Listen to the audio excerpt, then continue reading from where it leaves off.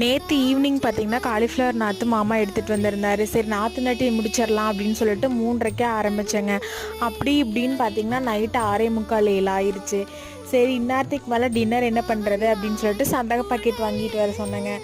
எங்கள் ஊரில் பார்த்திங்கன்னா வியாழக்கிழமை சந்தைங்க. எங்கே நேரம் சந்தக பாக்கெட்டும் இல்லை. சரி மாவாச்சும் வாங்கிட்டு வாங்கன்னு சொன்னால் மாவு பாக்கெட்டும் இல்லை அப்படின்னு சொல்லிட்டாங்களாமா.